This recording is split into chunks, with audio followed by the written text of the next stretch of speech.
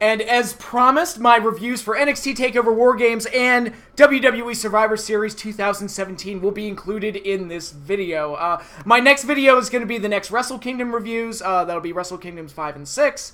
And I've got a few more videos lined up as well, so be on the lookout for those. The end of November is going to be very busy for me by the looks of it, if I can get everything done and get all my research and watch everything I want to watch so I can make videos out of them. But, I'm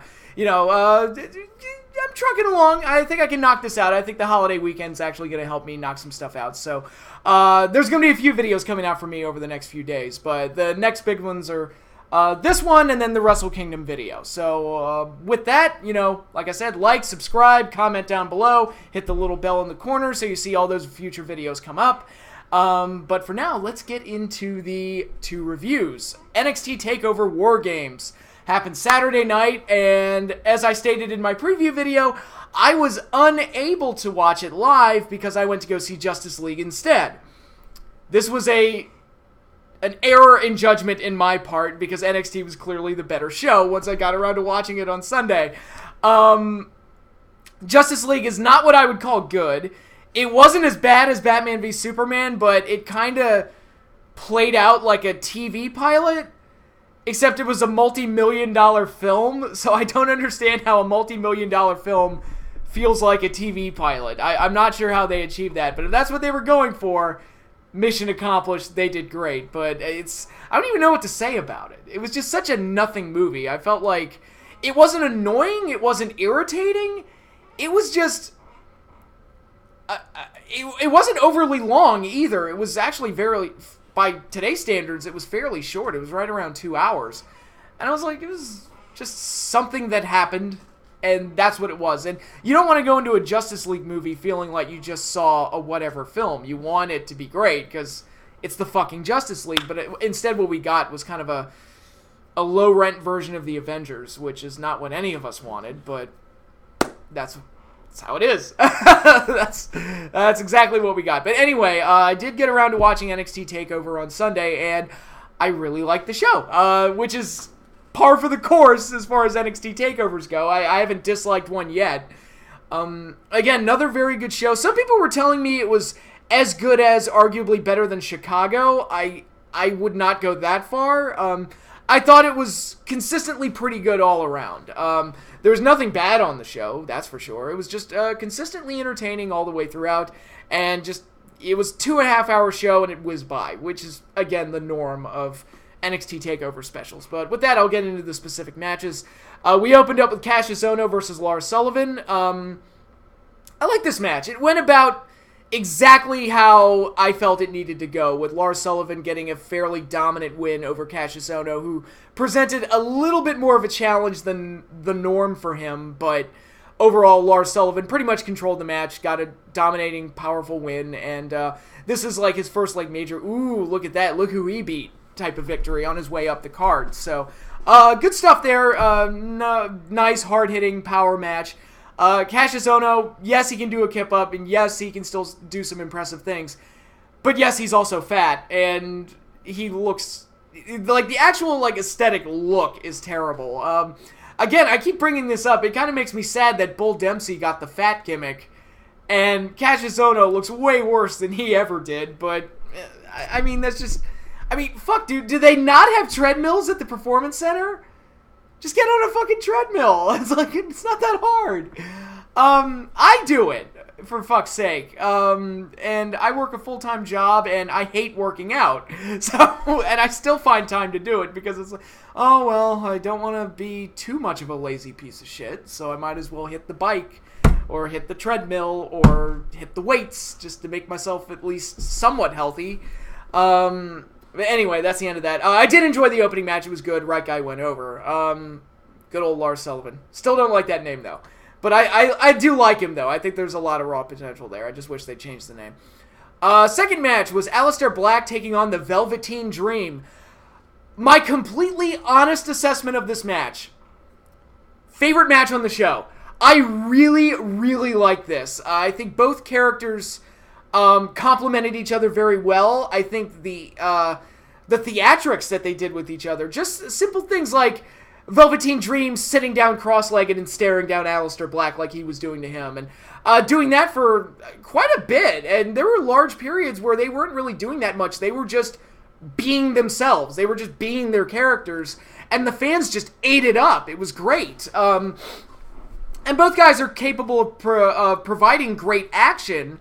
And they did provide great action. That DDT that Dream hit on Black was sick as hell. I don't even know what you would call that. It was just nasty looking. But, these are the real staple of a star, or the real, talent of pro wrestling, is being able to draw the fans in and get them to care about what you're doing. And sometimes doing shooting star presses and 450s and all of that isn't good enough and doesn't get them invested, especially in this day and age where more and more guys are capable of doing those things. So when you have guys like Aleister Black and Velveteen Dream that are able to draw people in just by being their characters, I think that goes a long way. And I think both guys came off looking very, very good here, especially Velveteen Dream, who I said in my preview, a lot of question marks surrounding him. He's kind of unproven at this point. I think there's potential there. I think the character could work, but this is his first major test, and I thought he passed with flying colors. I thought this match was great.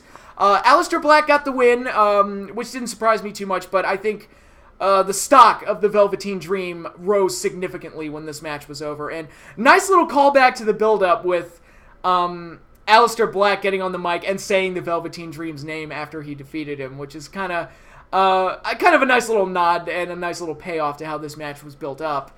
And one of the funny things about that whole thing to me is that, again, it's a nice little unique characteristic to Velveteen Dream's character that he would care so much about something so silly.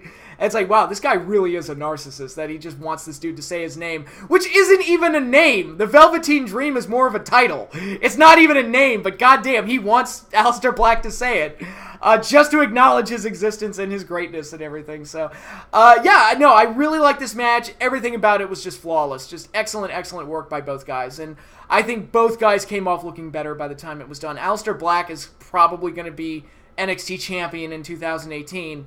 And Velveteen Dream, I think they've got a hot young character there. Now, hopefully, I guess you could say he's kind of the new version of Tyler Breeze in some ways.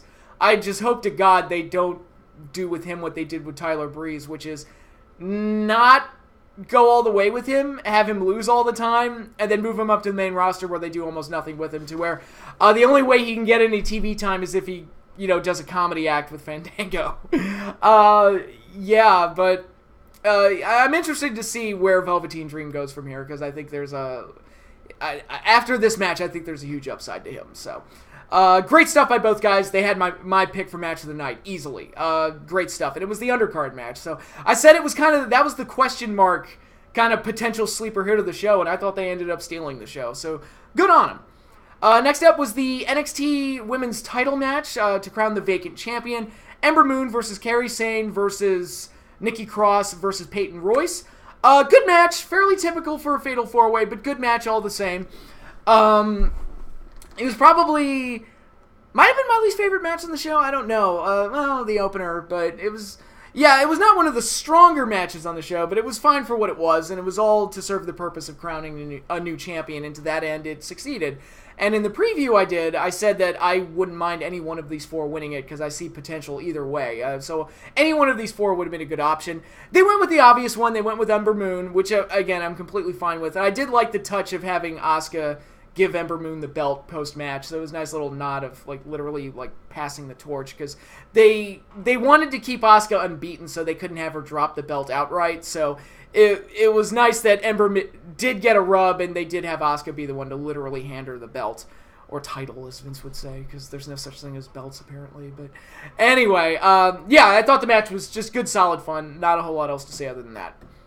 NXT title match, Drew McIntyre versus Andrade Cien Almas, with Zelina Vega in his corner. Interesting thing, I did not realize that Zelina Vega was Rosita from TNA. I did not know they were the same person. It was while I was watching the show, it just dawned on me. I'm like, I've seen her before. Yeah, that's Rosita! Holy shit! It's amazing. I did not recognize her until now. It's kind of incredible. And good on her. I think she's done a lot for Andrade, and he's gotten a lot better. since he first came to the company. And I think she's added a lot to his overall presentation. I was very surprised by the finish. If you saw my preview, I pretty much outright stated, it's like, oh, Drew's going to retain. There's no way Andrade's winning the belt. Oh, Andrade won the belt. Oh, well, I look stupid right now. Yeah, I don't think this is a Sheamus in 2009 or Jinder Mahal in 2017 type situation. Andrade has been kept a winner for the most part. He generally wins most of his matches. And I can only recall like one major loss that he had that ultimately led to him turning heel, and I think he's been mostly unbeaten since he's been a heel. So it's not like they put the belt on a loser. They've been keeping him pretty healthy in the win column pretty much his entire time in NXT.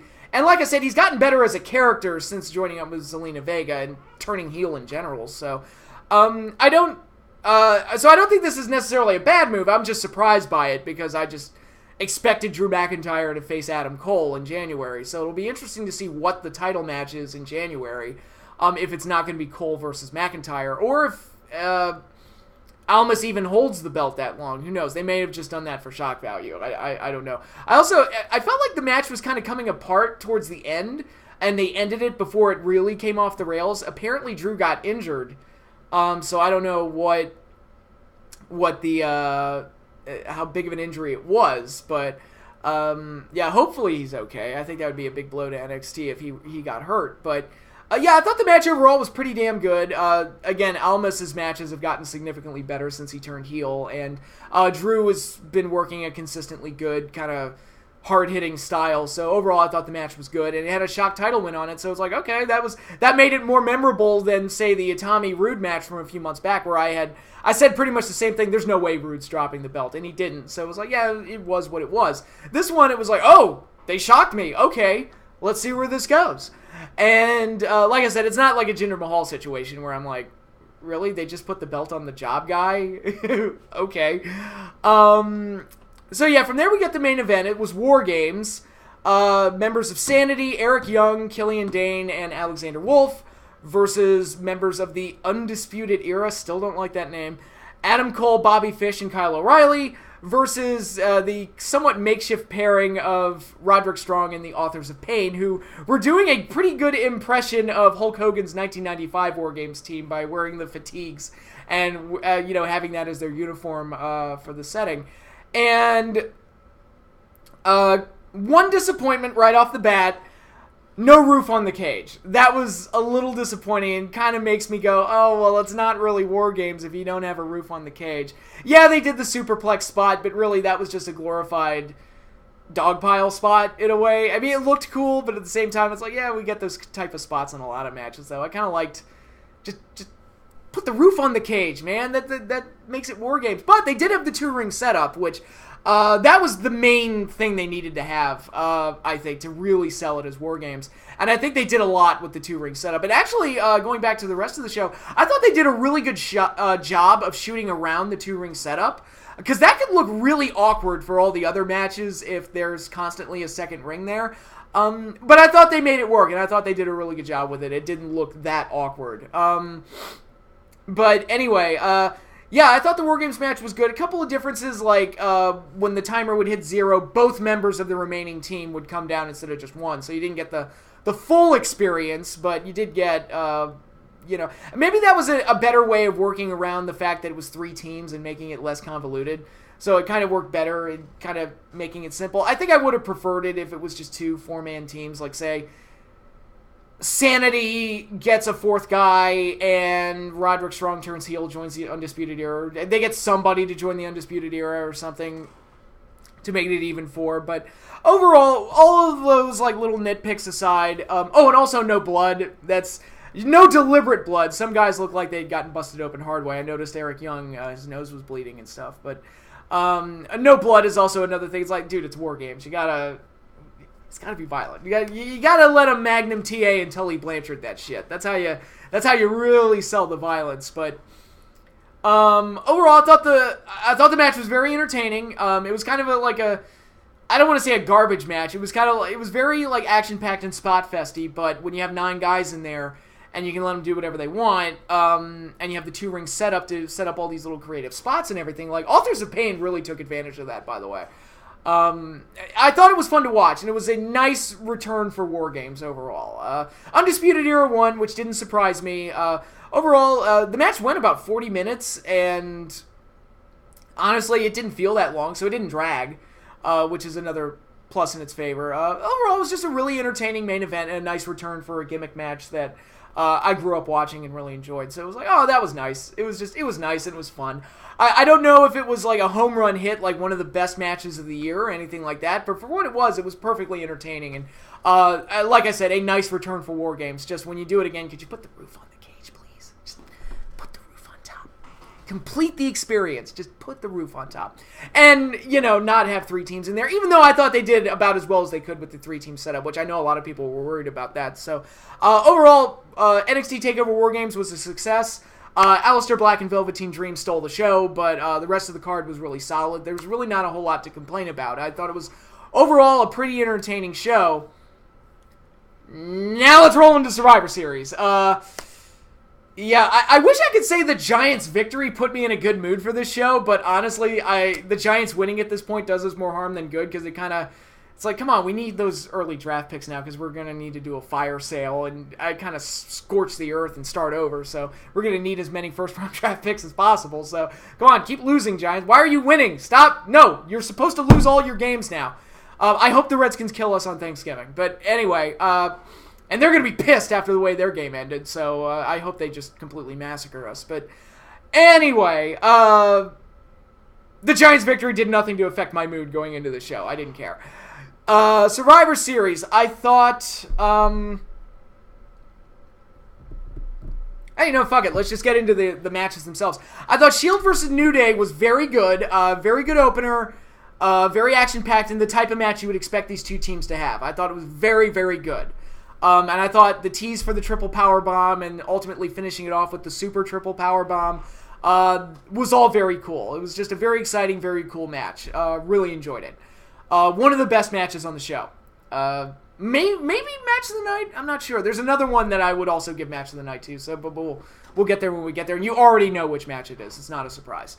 Next up was the Raw vs. SmackDown Women's Survivor Series match. It was Asuka, Sasha Banks, Bayley, who are the other girls? Nia Jax, and Alicia Fox. Noam Dar deserves a lot of credit for getting her name over. After all the years she's been in the company, Noam Dar is the best thing to ever happen to her. But anyway, Team SmackDown included Becky Lynch, who got eliminated so fast I forgot she was in it. Tamina, who is being accompanied by Lana now. When did that start? I honestly don't... That tells you how much I've been watching Raw and SmackDown. I honestly don't remember Lana joining up with Tamina. So you got those two. You got Carmella, who did not cash in her Money in the Bank later in the show. So Natalya, and am I forgetting somebody? I think I'm forgetting somebody. Let's see. Becky, Carmella, Charlotte, Tamina, and Carmella. No, I got them all. Charlotte was in the match with Alexa Bliss. Naomi. That's who was the fifth one was. Naomi. It tells you how much I really cared about this match that I'm having trouble remembering who all the participants were. The match wasn't very good. It dragged on. It felt like it dragged on forever. It wasn't even that long. It was 18, 19 minutes, but it just felt like it took forever. I like the idea of Asuka being left at a 2-on-1 disadvantage and then coming through and winning out and just destroying her last two opponents, but it was a long walk for a short glass of water. That wasn't enough to save the match, and overall I thought the match was just very dull and very weak. Unfortunately, it was just kind of... and at this point I'll point out they had a scoreboard between Raw and SmackDown throughout the show, keeping track of how many matches each brand won. And at one point I started asking, okay, are they actually keeping track of this because the winner is actually going to get something, or what?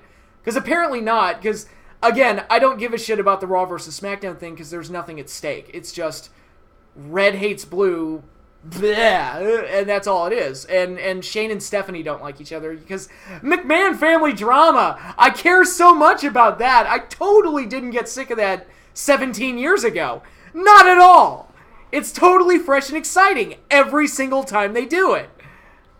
Anyway, I don't care about Raw vs. SmackDown, and them keeping track of who won what matches just made me go, ugh, really? And again, I've suggested ideas how to make this a little bit more meaningful. Winning brand gets the WrestleMania main event. Winning brand gets spots 21 through 30 in the Royal Rumble. Winning brand gets the Money in the Bank ladder match. Anything. It also gives the wrestlers a reason to actually give a shit themselves, rather than, oh, well, I'm blue this year. I'm red this year. It might change next year. We'll see what happens after WrestleMania. I don't know. But it gives them a reason to want to, like, any of my ideas gives them a reason to want to stay on their show and stay with their brand because they get some kind of reward out of it. And as it is, it's just McMahon family bullshit that I don't care about. But whatever. Off the soapbox. Next up, I believe, was Baron Corbin versus The Miz in the Battle of the Mid-Card Champions.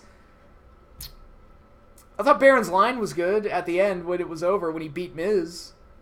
That's about it. That's all I got. I thought Miz's, promos, pre-match, the ones that he posted on, I think, Twitter or whatever, those were good. The match itself was just... It was there. It was a match that existed. It was the Justice League of mid-card pay-per-view matches. It was just there. And that's it. Baron won. Moving on. I don't have a whole lot to say about that. Then we got the Battle of the Tag Team Champions, the Bar versus the Usos. Again, this match just didn't click with me. It was another one of those matches. It was just kind of there, just a pretty standard tag team match. I thought towards the end it picked up, and I really liked that Samoan drop spot they did to the point where I felt like that should have been the finish. Because just doing the Usos top rope splash as the finish is like, oh, that's just ordinary, and that's what they always do. Why not just... why not do the really creative, cool spot as the finish? The one that we haven't seen before. Do that as the finish. That would have been really neat. But, whatever. Usos got the win. SmackDown tied it up 2-2. That's all I got. I believe the women's match was next. It was Charlotte and Alexa Bliss. Again, it was just kind of a flat match. I don't really have a whole heck of a lot to say about it. It was, very ordinary. It was just a very ordinary match, and that's it. I like both girls. I think both of them are very good performers. I'm not questioning their abilities. I just think, I don't know if it's just the fans not caring about the Raw versus SmackDown aspect of it or anything, but it was a match that was there. It was serviceable. It happened. Charlotte got the win. That's fine. It's completely fine. And next up, I believe, was the match that I think everybody wanted to see. AJ Styles, the WWE Champion, versus Brock Lesnar, the WWE Universal Champion. Very good match. Really, really like this. Lesnar actually tried this time. Good on him. He actually put forth some effort. And when he puts forth effort, you get some really good matches. And AJ Styles, when I constantly say that AJ Styles is one of the best wrestlers in the world, and I've been saying it for years, it's because of shit like this. When you look at the matches that Lesnar's had in the last couple of years or so, yes, he stole the show with Goldberg at WrestleMania, but that's more of the exception than it is the rule. You look at the match he had with Seth Rollins. That one failed to deliver. And actually, this match with AJ is a lot closer to what I pictured his match with Seth being. And we didn't get that. His match with Orton was lackluster. I remember when he got squashed by Goldberg at last year's Survivor Series, my joke was, man, that minute and a half squash was Lesnar's best match of the year. That was his best performance. The match with Dean at WrestleMania was lackluster. He's just been putting on very lackadaisical performances the last couple of years. And yes, he did steal the show with Goldberg at WrestleMania, but again, that was a 4.5 minute match that was designed like a video game, so kind of like, how hard was that, Granted, it looked cool as fuck, but, he wasn't asked to do too much in that. And you look at the SummerSlam 4-way, which everybody liked, Lesnar was out of it for a good majority of the match. But here, Lesnar actually stuck it out and put on a pretty damn good match. Really, really good. There are a couple botches in there that knock it down a little bit, but overall, I thought the match was very, very good. AJ Styles is legitimately something special. This is a guy who I have been singing the praises of for close to a decade and a half. And I've been telling guys, this guy is something special. This guy is something special. And the biggest satisfaction I get out of AJ Styles being in the WWE is seeing the WWE fan. Okay, you finally get what I've been saying all these years. Because there was a tendency to dismiss anybody that was a TNA guy. Whether it was AJ or anybody. It was just because they had the stink of TNA on them. And like, no, AJ is legitimately awesome and one of the best out there. And matches like this just once again serve to prove that. AJ's consistently been one of the best performers in the WWE. He's been there almost 2 years now. And he's been consistently one of their best performers all the way through. AJ is really one of those once in a generation, once in a lifetime maybe type of performers. And I'm so happy whenever he does well. Because it's like, yeah, he's that great. He is phenomenal. I've been saying it for years. And it's nice to know that the WWE fans agree with me now, which is nice to see. And, Lesnar won to the surprise of no one, but so many cool spots in this, like the unique variation on the Pele, which looks sick as hell. The finish was well designed with Lesnar catching him out of the phenomenal forearm and hitting the F5, and the early portions of the match where AJ was getting obliterated and tossed around, which made me scared. It's like, oh no, are they going to do another one of these where Lesnar just takes him to Suplex City and that's the whole match? And I'm like, no, they didn't. Once AJ got a lucky shot where Lesnar hurt his leg and then just went after that and gave him his opening, and then AJ could be phenomenal and kind of dance circles around Lesnar a little bit. It created a very interesting, exciting match between two clashing styles, pun fully intended. And was very entertaining all the way through. And yes, we got the predictable finish of Lesnar winning, but overall I thought the match was very entertaining. And, I knew Lesnar wasn't going to lose prior to dropping the belt to Roman Reigns at WrestleMania anyway, because fuck all of us. But for right now, I will enjoy what we get, and AJ versus Lesnar was a very enjoyable match. Arguably match of the night. Again, it's either this or the Shield versus New Day match. Then we get the main event. Team Raw versus Team SmackDown. It was Triple H, Kurt Angle, Braun Strowman, Samoa Joe, and Finn Balor taking on Shane McMahon, John Cena, Randy Orton. God, that's a team full of guys I hate. Shinsuke Nakamura, who I like, and Bobby Roode, who I like. And they were the first two eliminated for SmackDown, so I was like, gee, okay, sure. And that's kind of the microcosm of what everybody's complaining about with this match and where things kind of went wrong. This main event was garbage. This main event was one of the worst booked matches I've seen all year. It started off very hot where they were doing all the unique pairings that we'd never seen before. We got Nakamura versus Balor. We'd never seen that in the WWE. We got Joe versus Cena. We'd never seen that before. We got... what were some of the other ones they did? We got one for me that was interesting was Bobby Roode and Triple H. Seeing Bobby Roode give a spine buster to Triple H kind of made me happy.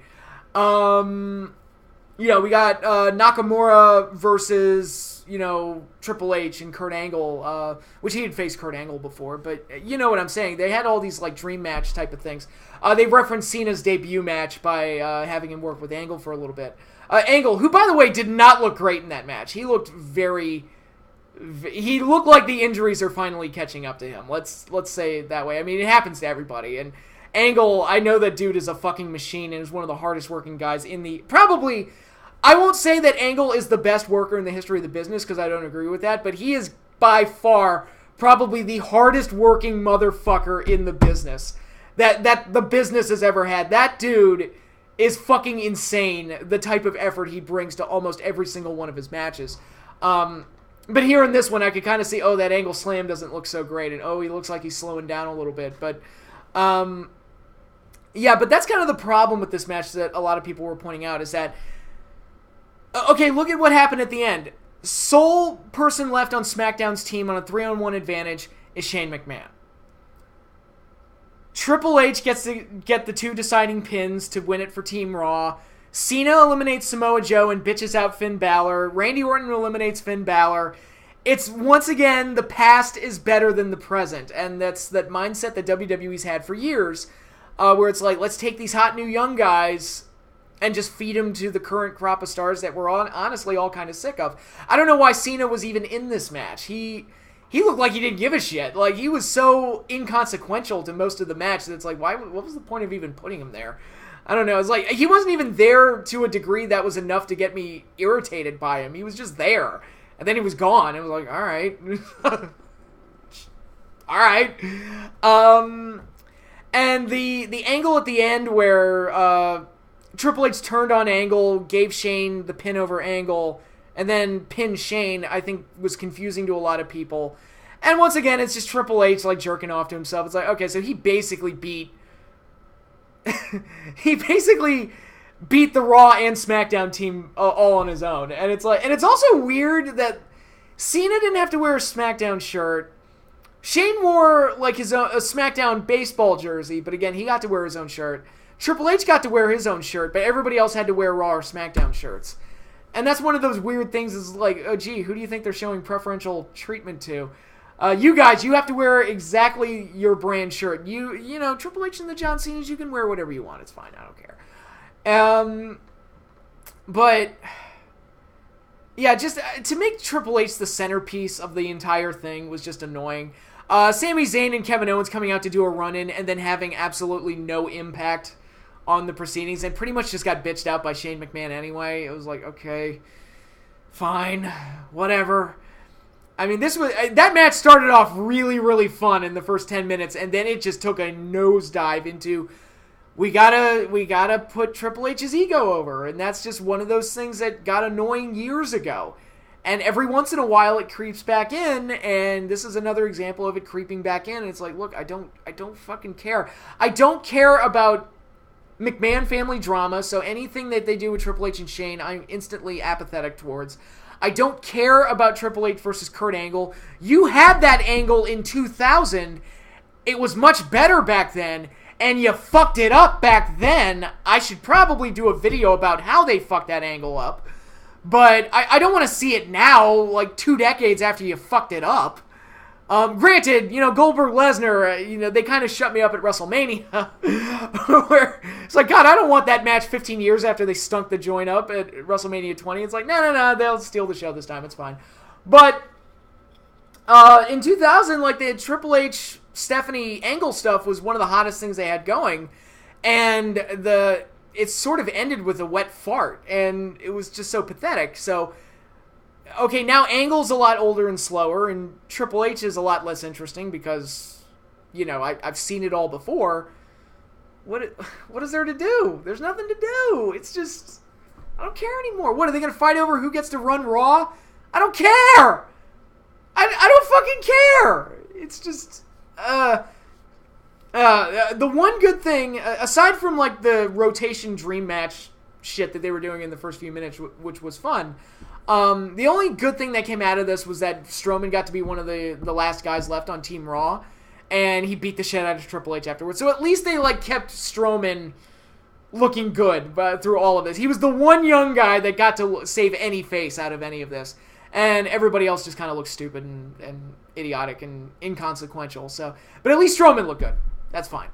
Anyway, that is pretty much Survivor Series. Had 2 really good matches on it. Rest of it, kind of take it or leave it. Main event was garbage. But you got 2 really good matches out of it. It wasn't like NXT the night before, where I will say that AJ, and this is like, a real clear-cut difference between the main roster and NXT.